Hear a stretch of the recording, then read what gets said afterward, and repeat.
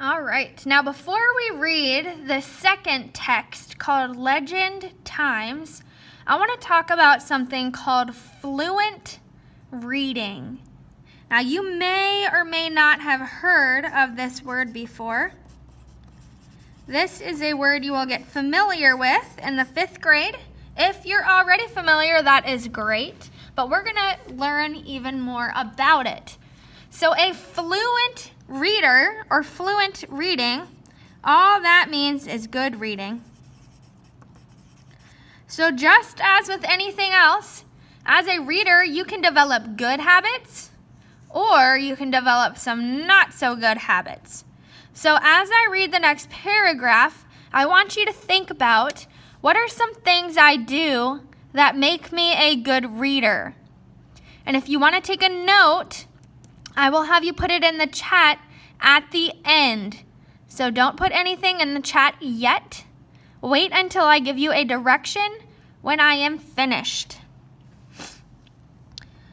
Nimipu oral history records their presence in Nez Perce country since time immemorial. Archaeological evidence indicates or shows that people have occupied the plateau culture area of the Northwest for at least 11,000 years. So now in the chat, I would like you to try to put one good habit I had as a reader. It could be something I do while I read, maybe something I said. What did I do that shows you that I am a good reader?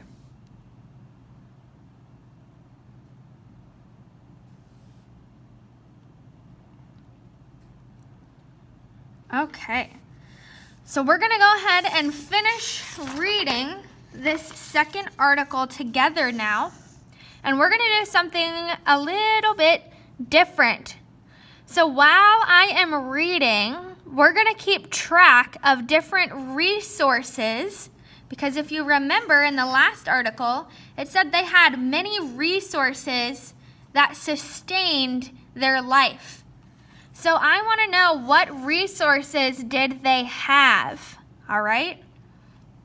So if you hear a resource that helped them, that sustained them, I want you to put an R next to it. So if you put an R, it will mean a resource that helped them.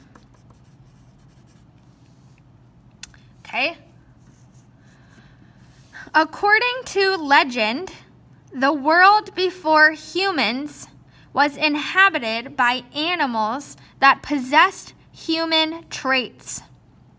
The primary animal was called Itsi-yi, which means coyote, who at times had supernatural powers.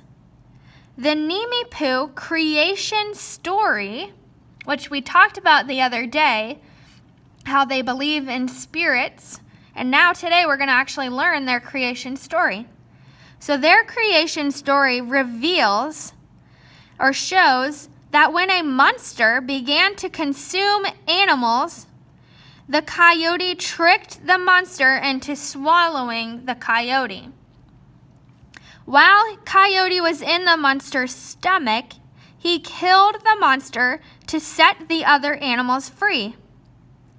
Coyote then carved the monster into pieces and scattered the parts throughout the land, where legend has it, they became the various tribes. Itsi-yi, or coyote, left the heart of the monster near Kamiah, Idaho, and sprinkled the blood around the surrounding countryside and created the Nimipu, or the Nez Perce people. These stories, right, so this is a story that the Nimipu would tell. These stories provided instruction in Nimipu culture and often conveyed moral teachings and practical information. So I'm going to underline this. because it's not really a resource, so I'm not going to put an R, but it sounds like they helped themselves because they would tell stories to help teach their kids and help them learn information. So stories were one way they taught their kids. The Nimipu have been part of this land for countless generations. Their traditional homeland occupied nearly 13 million acres in what today is Oregon, Washington, and Idaho. The earliest people lived there in small groups and family units. They mostly relied on big game hunting as a, flip with me, as a primary means of subsistence. And if I look down here, subsistence means that which supports life. So basically, the animals they hunted helped them sustain their lives or live. So that's one resource, right? The animals that they hunted.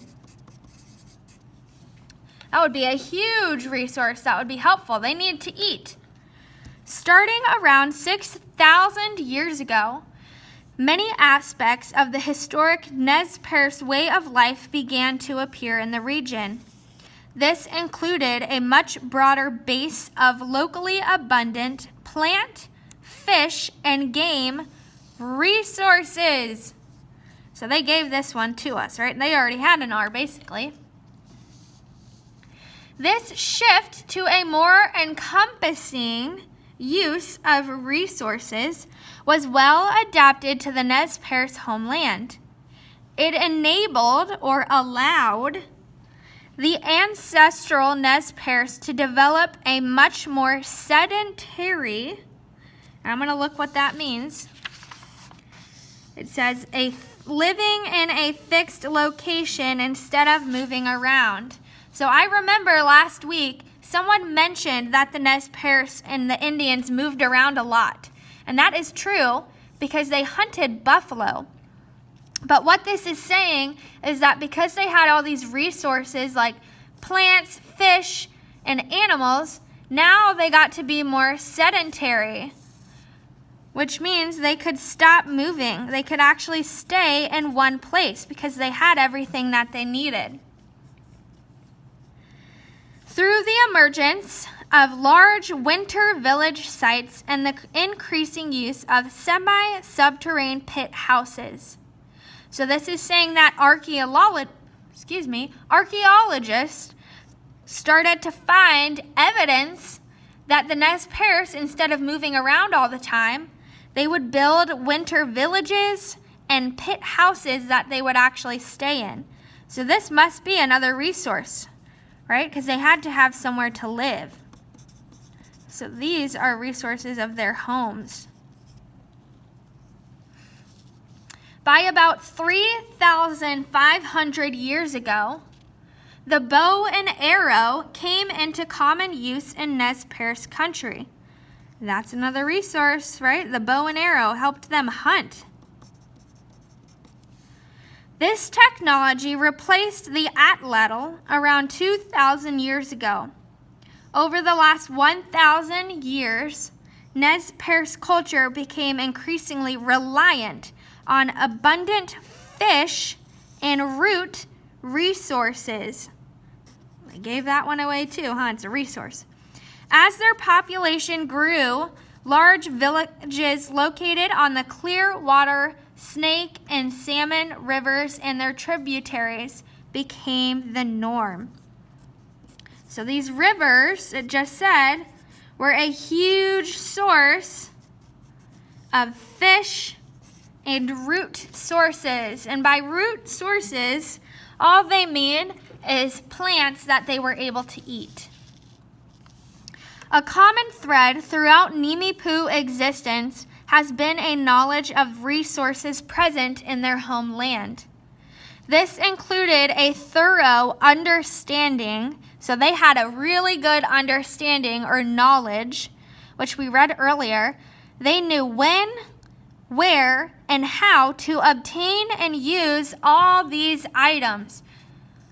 Local stone, that's a resource. Minerals, another one. And plant species were crafted, and they would make clothing, baskets, tools, hunting and fishing tools, shelter, and personal items. So this last sentence is one of the most important because it tells me 3 resources, and it actually tells me what they did or what they used the resources for.